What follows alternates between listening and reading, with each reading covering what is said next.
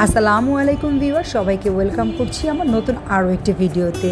আজকে আমি আপনাদের সাথে শেয়ার করব নাক কান ছিদ্র কিভাবে আমরা ব্যথামুক্ত করে থাকি।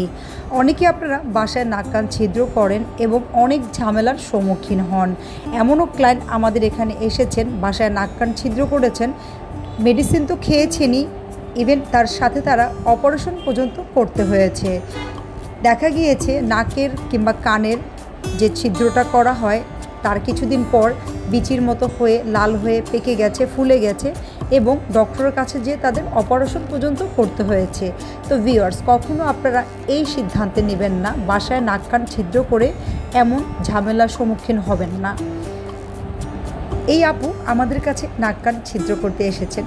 উনি আমাকে কনফিউজ করে দিয়েছিলেন আমি কি ব্যথা পাবো, আমার নাক কিংবা কান দিয়ে কি রক্ত বের হবে, এবং উনি এমন অবস্থা হয়ে গিয়েছিলেন সেন্সলেস হয়ে যাওয়ার মতো অবস্থা। আমি হাত দিয়ে বারবার ধরে তার মাথাটাকে সোজা করছিলাম। তো ভিউয়ার্স, শেষে দেখতে পারবেন সে কী সুন্দর করে একটা হাসি দিয়েছেন। আমি জিজ্ঞেস করলাম, আপু আপনি কি ব্যথা পেয়েছেন? সে বলল, অসম্ভব, আমি একটুকু ব্যথা পাইনি, জাস্ট আমি ভয়েই এমনটা করেছি আপু।